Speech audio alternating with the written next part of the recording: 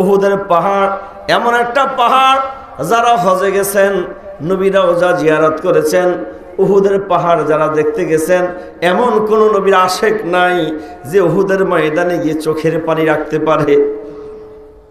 উহুদের পাহাড়ের কিনারেই আমার নবীজির চাচা হযরতে আমির হামজা রাদিয়াল্লাহু তাআলা আনহুর মাজার।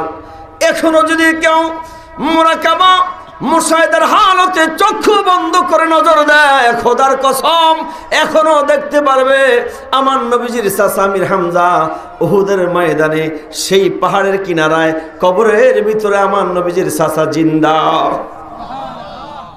উহুদের ময়দানে আমার নবীজির দান্দান মুবারক শহীদ হয়ে গেছেন। নবীজির দান্দান মুবারকের রক্ত মুবারকে নবীজির দাড়ি মুবারক ভিজে, জুব্বা মুবারক ভিজে উহুদের ময়দানে রক্ত মুবারক পড়ে। নবী অসুস্থ ক্লান্ত হয়ে গেলেন, নবী বেহুশ হয়ে যাচ্ছেন। কাফেররা বলাবলি করে এই সুযোগে আলামিনকে দুনিয়া থেকে বিদায় করে দেই। পিছন দিক দিয়ে এসে এমন ভাবে আমার নবীকে মারতে লাগলেন, মারতে মারতে মারতে মারতে দু জাহানের বাদশাহ কামলিওয়ালা নবীকে ক্ষত বিক্ষত করে ফেললেন, রক্তাক্ত করে ফেললেন। আমার নবীজি মাথা মোবারক একটা লোহার টুপি ছিল, লোহার হেলমেট ছিল, এমন ভাবে আঘাত করলেন লোহার হেলমেটটা ভেঙে চুরমার হয়ে গেল। এক টুকরা লোহা আমার নবীজির কপাল মোবারকের ডান দিকে শক্ত হাড় ভেদ করে মগজ পর্যন্ত ঢুকে গেছে। আমার নবী বেহুশ হয়ে পড়ে গেলেন। হযরতে জিবরাইল আমার নবীকে কোলে নিয়ে একটা দৌড় দিলেন। উহুদের পাহাড়ের কিনারায় যায় ডাক দেয়, উহুদের পাহাড়ে যে নবী না হলে আমি জিবরাইল হতাম না, তুমি উহুদের পাহাড় হইতা না। উহুদের পাথরের আরে যেই নবী না হলে তোমরা হতা না। ওই কাফেরেরা দু জাহানের বাদশা কামলিওয়ালা নবীকে আঘাত করে মারতে মারতে দান শহীদ করে দিয়েছে, মাথা মোবারক পাঠিয়ে দিয়েছে। নবী বেহুশ হয়ে গেছে উহুদের পাথরের আরে। দু জাহানের বাদশা কামলিওয়ালা আর একটু বিশ্রামের প্রয়োজন। পারবেন রে আমার নবীর জন্য একটু বিছানার ব্যবস্থা করে দিতে? আজকে আমরা মানুষ হয়ে মুসলমান হয়ে নবীকে চিনি না। সেই দিন উহুদের পাহাড়ের একটা লম্বা কঠিন পাথর আমার নবীর মহব্বত ভালোবাসায় এই কঠিন পাথরটা তার শরীরের জোড়াগুলো ছুটাইয়া নরম তুলার মতো বিছানা হইয়া গেছে। জিবরাইল ওই বিছানার মধ্যে আমার নবীকে শোয়ালেন। নবী বেহুশ। জিবরাইল নবীজির দাড়ি মোবারকের জমাট বাঁধা রক্তগুলো ছুটাচ্ছেন, কপাল মোবারকে হাত বুলাচ্ছেন।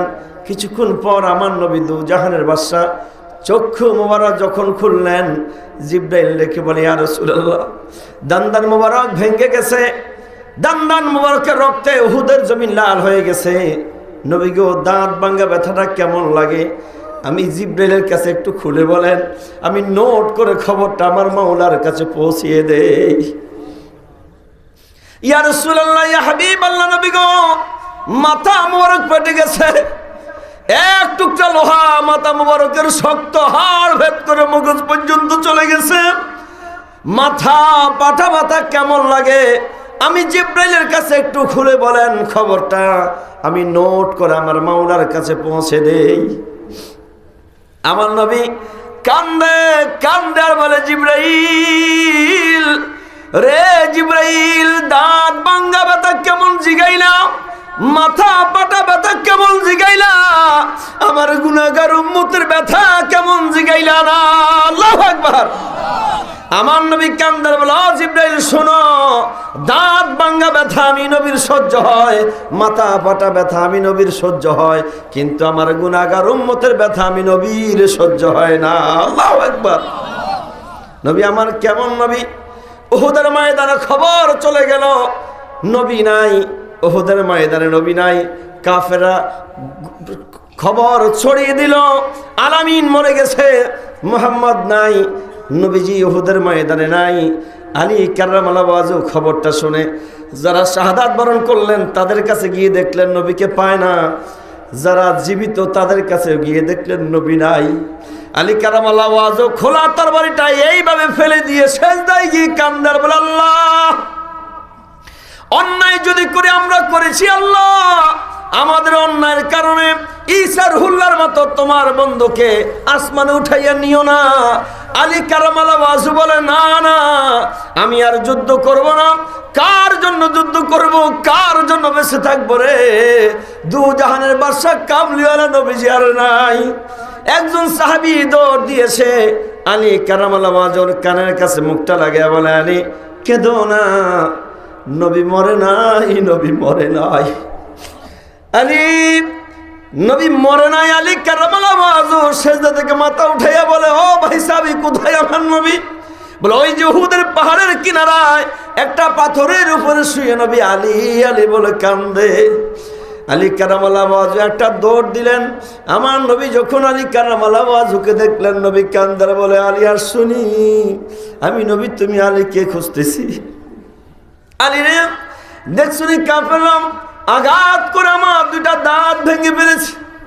আলী রে মাথা মরক ফেটে গেছে, এক টুকরা লোহা মাথার শক্ত হাড় ভেদ করে মগজ পর্যন্ত চলে গেছে। আলী রে আর যে ব্যথা সহ্য হয় না, পারবানি রে আলী, দাঁত দিয়ে কামড় দিয়ে লোহার টুকরাটা বের করে দিতে।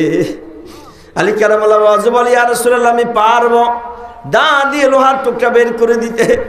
দু জাহানের বাদশা কামলিওয়ালাকে আলী কারামাল্লাহু ওয়াজহু যখন দাঁত দিয়ে লোহার টুকরা বের করতে যাবেন, একজন যুবক সাহাবী এসে ডেকে বলে, আলী, হে আলী, আপনি পারবেন না? আমি যুবক, আমার দাঁতে অনেক শক্তি আছে, আপনি নবীকে একটু শক্ত করে ধরেন, আমি আমার দাঁত দিয়ে কামড় দিয়ে নবীজির মাথা মোবারকের লোহার টুকরাটা বের করে দেই। আলী কারামাল্লাহু ওয়াজহু আমার নবীকে শক্ত করে জড়িয়ে ধরলেন। ওই সাহাবী নবীজির মাথার উপরে দুইটা হাত দিয়ে চেপে ধরে উপর আর নিচের দুইটা দাঁত দিয়ে এমন শক্তভাবে কামড় দিয়ে এমন জোরে টান দিলেন, যত জোরে টান দেয় লোহার টুকরাটা আমার নবীজির মাথা মোবারকের ভিতরে এমন মজবুত ভাবে আটকে গেল, লোহার টুকরা আসে না। সাহাবী মনে মনে কান্দে আর বলে, একটা কামড় দিয়ে টান দিলাম, লোহার টুকরা আসে না, কামড়টা ছেড়ে দিয়ে আবার যদি কামড় দিয়ে টান দেয় আমার নবী আরো বেশি কষ্ট পাবে। না না না না, আমি সাহাবীর জীবন চলে যাবে, দ্বিতীয় কামড় দিয়ে নবীকে আমি দ্বিতীয়বার কষ্ট দিব না। এমন জোরে টান মারলেন, টান মারতে দেরি লোহার টুকরাটা বের হয়ে গেল ঠিক, কিন্তু ওই সাহাবীর উপর আর নিচের দুইটা দাঁত ভেঙে জমিনে পড়ে যায়। সাহাবীর দুইটা হাইভাবে হাত দিয়ে মুখটা পিছনের দিকে নিয়ে নিলে আমার নবী গালটা পিড়াইয়া ডেকে বলে, সাহাবী রে কি হয়েছে? সাহাবী মনে মনে ভাবেন, নবী ক্লান্ত, নবী ক্ষত বিক্ষত অসুস্থ, এই মুহূর্তে যদি আমি বলি আর রাসূলুল্লাহ আমার দাঁত ভেঙে গেছে, নবী আরো বেশি কষ্ট পাবে। কত বড় আশেকের রাসূল দেখেন। সাহাবী মুখটা লুকাইয়া মুখের মাঝে হাত দিয়ে সাহাবী বলে, ইয়া রাসূলুল্লাহ আমার কিছু হয় নাই। আমার নবী দু জাহানের বাদশা কোফাল মুবারক থেকে এইভাবে রক্ত মুবারক যখন উহুদের জমিনে পড়ে, আরেকটা পাগল সাহাবী দৌড় দিয়ে এসে বলে, না না না, নবীজির রক্ত মুবারক উহুদের জমিন পান করতে পারে না। জিহ্বা দিয়ে চেটে চেটে যখন পান করা শুরু করলেন, আমার নবী ঘাড় মুবারক ফিরে বলে, সাহাবী রে এটা তুমি কেমন কাজ করলা? আমি নবী রক্ত মুবারক পান করলা না তোমার জাহান্নাম হারাম করলা? আল্লাহু আকবার। খবর মদিনায় ছড়িয়ে গেল, নবী নাই, আলামিন নাই, মোহাম্মদ নাই। মদিনার অলিতে গলিতে কারা যেন কান্দার বলে, মদিনার যুবকেরা রে, যুবতীরা, ও মদিনাবাসীরা রে, আরাম বুঝি করো, ঘুমাও বুঝি রে, খবর কি রাখো না, উহুদের ময়দানে নবী নাই। আমার নবীর একজন পাগল সাহাবী হযরত হানজালা রাদিয়াল্লাহু তাআলা আনহু মাত্র নতুন বিয়ে করলেন। ওই রাত্রে ওনার বাসর হলো, গোসল ফরজ হলো, গোসলখানার দিকে গেলেন। কে যেন রাস্তার পাশ দিয়ে কানতে কানতে ডেকে বলে, মদিনার মানুষেরা রে, ঘুমাও বুঝি, খবর বুঝি রাখো না, উহুদের ময়দানে নবী নাই। আমার নবীর সাহাবী হানজালা গোসলের কথা ভুলে গিয়ে দরজায় এসে ডাক দেয়, বিবি আমার মাথা বরাবর উপরে আমার তলোয়ারটা দাও। ভিতর থেকে বিবি ডেকে বলে, ও স্বামী হানজালা, গোসল ফরজ হলো, গোসল করবেন, তলোয়ার দিয়ে কি হবে? আমার নবীর পাগল সাহাবী হানজালা কান্দার বলে, বিবি রে কার জন্য গোসল করব, কার জন্য বেঁচে থাকবো? খবর কি তুমি শুনো নাই? উহুদের ময়দানে আমার নবীজি আর নাই। দে রে বিবি, তলোয়ারটা দে, যদি বেঁচে থাকি দেখা হবে, যদি শহীদ হয়ে যাই দেখা হবে হাসরের ময়দানে। ওই দিন হানজালা রাদিয়াল্লাহু তাআলা আনহু গোসল করেন নাই, ফজরের নামাজও কিন্তু পড়েন নাই। নবীর মোহাব্বত ভালোবাসায় যুদ্ধের ময়দানে গেলেন, যুদ্ধ করতে করতে শহীদ হয়ে গেলেন। দু জাহানের বাদশা কামলিওয়ালা ঘোষণা দিলেন, সাহাবীরা রে, আজকে উহুদের ময়দানে যারা জিহাদ করে শাহাদাত বরণ করেছে, বিনা গোসলে রক্ত মাখা পোশাকগুলো দিয়া আমার সাহাবীদের দাফন শুরু করে দাও। আল্লাহু আকবার। দাফন শুরু হবে। একজন মহিলা ইয়া রাসূলুল্লাহ ইয়া হাবিবাল্লাহ বলে বলে কাঁদতে কাঁদতে আসে। আমার নবী ডাক দেন, সাহাবীরা রে, একটু জায়গা করে দাও। একজন মহিলা কাঁদতে কাঁদতে লোক এসে পাগল বেশে আসে, জায়গা করে দিলেন। ওই মহিলা আমার নবীর সামনে এসে সালাম দিয়ে বলে, ইয়া রাসূলুল্লাহ, আমি খবর পেয়েছি উহুদের ময়দানে যারা শাহাদাত বরণ করেছে বিনা গোসলে তাদের আপনি দাফন করবেন। আমার কোনো আপত্তি নাই ইয়া রাসূলুল্লাহ, করেন, কিন্তু একখান দরখাস্ত। বলে কি? বলে, ইয়া রাসূলুল্লাহ, সবার বিনা গোসলে দাফন দেন, আমার কোনো সমস্যা নাই, কিন্তু আমার স্বামীর কিন্তু গোসল দেওয়া লাগবে। আমার নবী ডেকে বলে, কে তুমি? কে তোমার স্বামী? বলি, ইয়া রাসূলুল্লাহ, আপনার কি মনে নাই গতকালকে যে আপনি এক বিয়ে পড়ালেন আপনার সাহাবী হানজালা, আমি আপনার সাহাবী হানজালার স্ত্রী। বলে, হানজালাকে তো আমি উহুদের যুদ্ধের জন্য দাওয়াত দেই নাই, হানজালাকে তো আমি উহুদের যুদ্ধে আসার অনুমতি দেই নাই। বলি, ইয়া রাসূলুল্লাহ, আপনি অনুমতি দেন নাই? আমার স্বামী হানজালা উহুদের যুদ্ধেও তখন আসে নাই। ফজরের নামাজের পড়বে কে যেন কাঁদতে কাঁদতে বলে, মদিনার মানুষেরা রে, খবর বুঝি শুনু নাই? উহুদের ময়দানে নবী নাই, আপনি শহীদ হয়ে গেছেন। খবর শুনে আমার স্বামী হানজালা খোলা তলোয়ারটা নিয়ে আমাকে বলেছিল, বিবি, বেঁচে থাকলে দেখা হবে, শহীদ হয়ে গেলে দেখা হবে হাসরের ময়দানে। খবর পেয়েছি আমার স্বামী হানজালা শহীদ হয়ে গেছে, আপত্তি নাই, ইসলামের জন্য আপনি নবীর মোহাব্বতে শহীদ হয়ে গেছে, কিন্তু ইয়া রাসূলুল্লাহ, আমার খেরা দরখাস্ত, আমার স্বামীর কিন্তু গোসল ফরজ, আমার স্বামীর গোসল দেওয়া লাগবে, আমার স্বামী হানজালার বিনা গোসলে দাফন করা যাবে না। আমার নবী কান্দে আর বলে, দেখছুনি রে, হানজালা আমার কত ভালোবাসে। আমার মৃত্যুর কথা শুনে হানজালা তার নতুন বিবির কথা ভুলে গিয়ে, ফরজ গোসলের কথা ভুলে গিয়ে, ফরজ নামাজের কথা ভুলে গিয়ে আমি নবীর মহব্বতে জিহাদ করতে করতে শহীদ হয়ে যায়। নবী ডেকে বলে, সাহাবীরা রে, সাবধান সাবধান, আমার হানজালার গোসল দেওয়া লাগবে। আল্লাহু আকবার। তামাম উহুদের ময়দান ঘুরে ঘুরে দেখলেন, কোথায় হানজালার লাশ পাওয়া যায় না। আমার নবী চিন্তায় পড়ে গেলেন। লা মাকান থেকে আমার আল্লাহ ডেকে বলেন, বন্ধু আমার, হাবিব আমার, চিন্তা করবেন না, টেনশন করবেন না, আপনার মাথা মোবারকখানে একটু উপরে উঠান। আমার নবী দু জাহানের বাদশা কামলিওয়ালা মাথা মোবারক উপরে উঠাইয়া দেখেন, চতুর্থ আসমানে রহমতের ফেরেশতারা জান্নাতের বরকতি পানি দিয়ে হানজালার গোসলের ব্যবস্থা করতেছে। আমার আল্লাহ ডেকে বলে, বন্ধু আমার, হাবিব আমার, হানজালাকে বুঝি আপনি ভালোবাসেন? আমি আল্লাহ বুঝি ভালোবাসি না গো বন্ধু। যেই হানজালা আপনি বন্ধুর মহব্বতে, আপনার ভালোবাসায় নতুন বিবির কথা ভুলে গিয়ে, বাসর ঘরের কথা ভুলে গিয়ে, ফরজ গোসলের কথা ভুলে গিয়ে, যেই হানজালা জিহাদের ময়দানে এসে আপনি বন্ধুর জন্য, ইসলামের জন্য কোরবানি হয়ে যায়, আমি আল্লাহ পাক রব্বুল আলামিন চাই না দুনিয়ার কোনো সাধারণ পানি দিয়ে হানজালার গোসল হোক, আমি আমার রহমতের ফেরেশতাদেরকে দিয়ে হানজালার লাশটাকে টান দিয়ে আসমানে উঠাইয়া জান্নাতের বরকতি পানি দিয়ে রহমতের ফেরেশতাদেরকে দিয়া হানজালার গোসলের ব্যবস্থা করে দিছি। আমার নবী ডেকে বলে, সাহাবীরা সাবধান, হানজালার লাশের কাছে যাইও না, হানজালার কিন্তু গোসল হয়ে গেছে। নবীর কথাই সত্য।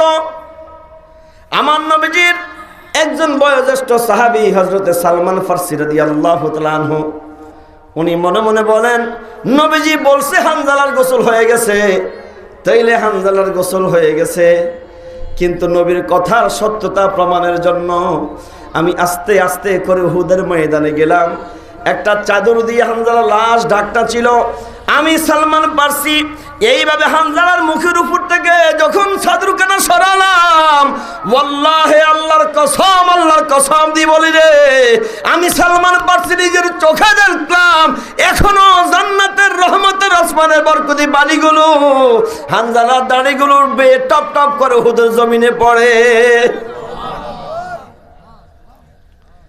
তামাম মদিনায় খবর হয়ে গেছে নবী নাই। উহুদের ময়দানে সমস্ত সাহাবীদের দাফন শেষ হয়ে গেল। আমার নবী রওনা দিলেন। নবী হাঁটতে পারেন না, দুইজন সাহাবীর কাঁধে এইভাবে হাত দিয়ে নবী কদম দিতে পারেন না, পাগুলো শেষাইয়া যাচ্ছে। আল্লাহু আকবার। দুজাহানের বাদশা কামলিওয়ালা নবী মদিনা মুনাওয়ারায় হুজরা মুবারকের কাছাকাছি যখন যান, পিছন থেকে আবু বকর সিদ্দিক রাদিয়াল্লাহু তাআলা আনহু ডেকে বলে, ইয়া রাসূলুল্লাহ, ইয়া হাবিবাল্লাহ, নবী গো, আপনি এখন হুজরা মুবারকে ঢুকবেন না, একটু দাঁড়ান। আমার নবী কান্দার বলে, সাহাবীরা রে, আপনারা কি জানেন না আমার দান্দান শহীদ হয়ে গেছে, মাথা মোবারক ফেটে গেছে, আমার বিশ্রামের দরকার। ওমর ফারুক রাদিয়াল্লাহু তাআলা আনহু ডেকে বলে, ইয়া রাসূলুল্লাহ, আমার বড় ভাই ওমর আবু বকর সিদ্দিক বলছে দাঁড়ানোর জন্য। আমরা ভালো করেই জানি আপনার বিশ্রামের দরকার, আমরা সবগুলো সাহাবী মিলে আপনার জন্য সেবা করব, আপনার বিশ্রামের ব্যবস্থা করব। ইয়া রাসূলুল্লাহ, ইয়া হাবিবাল্লাহ, নবী গো, আপনি একটু মিম্বার শরীফের সঙ্গে হেলান দিয়ে বসেন। আল্লাহর হাবিব বসলে বলে, কারণ কি? বলে, ইয়া রাসূলুল্লাহ, মদিনার আনাচে কানাচে খবর হয়ে গেছে মোহাম্মদ নাই। মদিনার মানুষগুলো রান্না বান্না ছেড়ে দিয়ে সবাই ইয়া রাসূলুল্লাহ, ইয়া হাবিবাল্লাহ বলে বলে কাঁদতেছে। আজকে যখন খবর পেল নবী মরে নাই, নবী আসতেছে, এই যে নজর করে দেখেন ধুলি উড়াইয়া যুবক যুবতী বৃদ্ধ বৃদ্ধা মাসুম বাচ্চাগুলো ইয়া রাসূলুল্লাহ, ইয়া হাবিবাল্লাহ বলে বলে কাঁদতে কাঁদতে আপনি নবীকে একটা নজর দেখার জন্য আসতেছি। ইয়া রাসূলুল্লাহ, এরা যদি এসে আপনি নবীকে না দেখে, এই ছোট ছোট মাসুম বাচ্চাগুলো কলিজা ফেটে মারা যাবে। আল্লাহর হাবিব মিম্বর শরীফের সঙ্গে এইভাবে হেলান দিয়ে বসলেন। ছোট ছোট মাসুম বাচ্চাগুলো আমার নবীজির সামনে এসে নবীর চেহারা মুবারকের দিকে তাকাইয়া বেল বেল বেল বেল করে কান্দে। আমার নবী ডেকে বলে, ওমর, আবু বকর, শুনি গো, আমার যে সেই দিনের কথাটা মনে পড়ে যায়। বলে, ইয়া রাসূলুল্লাহ, কোন দিনের কথাটা মনে পড়ে যায়? বলে, আবু বকর, যেই দিন মক্কা ছেড়ে মদিনায় হিজরত করলাম, আমার নবী দু জাহানের বাদশা কামলিওয়ালা হিজরত যেই দিন করলেন, একটা বড় উটনির পিঠে নবী বসা, সমস্ত মদিনাবাসীরা আমার নবীর চতুর্দিকে আছে। তলা আল বদরু আলাইনা মিন সানিয়াতিল বিদা ওয়াজাবা শুকরু আলাইনা মাদালিল্লাহিদা, এইভাবে নাচ গাইতে লাগলেন, স্লোগান দিতে লাগলেন। আল্লাহর হাবিব উটনির উপরে বসা, নবী নিচে তাকিয়ে দেখেন ছোট্ট ছোট্ট মাসুম বাচ্চাগুলো আমার নবীকে দেখেন অনেক উপরে, এইভাবে গাল কাত করে করে আমার নবীর চেহারার দিকে তাকাইতে ওদের কষ্ট হয়। আল্লাহর হাবিব উটনির উপর থেকে একটা লাফ দিয়ে নিচে নামলেন। ওই মদিনার ছোট ছোট কচি গাছা মাসুম বাচ্চাগুলোকে কলেজের সঙ্গে লাগাইয়া আমার নবী ডেকে বলে, মদিনার শিশু বাচ্চারা রে, একটু নজর করে দেখো আমার নবীর গায়ে কত কালো কালো দাগ। তোমরা জানোনি মক্কার তায়েফের বুড়ো বুড়ো কাফেরেরা ওই সন্তানগুলো বাচ্চাগুলো কেলেলি দিয়েছে মোহাম্মদ পাগল। পাগল বলার কারণে বাচ্চাগুলো পাগল মনে করে আমাকে পাথর মেরে দেখো রক্তাক্ত করেছে, আমার সমস্ত শরীর দাগ হয়ে গেছে। এই মদিনার শিশুরা রে, তোমরাও কি আমাকে মারবানি? আমার তো মাও নাই, বাবাও নাই, দাদাও নাই। আল্লাহু আকবার। সেই দিন মদিনার ছোট ছোট বাচ্চাগুলো বলছিল, ইয়া রাসূলুল্লাহ, ইয়া হাবিবাল্লাহ, নবী গো, এত সুন্দর মানুষটারে কেমন করে মারা যায়? আপনাকে মারবো না, ভালোবাসবো, শুধু ভালোবাসবো না ইয়া রাসূলুল্লাহ, ওয়াদা করলাম আপনি নবীর মহব্বতে আমাদের তামাম জীবনটা কোরবানি করে দিব। আমার নবী যেই দিন দুনিয়াতে আগমন করলেন, সেই দিন আপনার জন্য আমার জন্য কাঁদছেন। যেই দিন 63 বছর হায়াতি জিন্দেগি নবী আপনার জন্য আমার জন্য কাঁদছেন। যেই দিন আমার নবী দুনিয়া থেকে বিদায় নেন, সেই দিন পর্যন্ত নবী আপনার জন্য আমার জন্য কাঁদছেন। তামাম জীবন নবী আপনার জন্য আমার জন্য কাঁদছেন। এখন রওজা মোবারকে শুয়ে শুয়ে নবী আপনার জন্য আমার জন্য কান্দে। এই জন্য কোন আশিক বলেছেন, নবীর মায়া ছেড়ে মানুষ কোথায় আছো বুঝি না, তোমার মায়ায় কান্দে নবী শুয়ে সোনার মদিনা।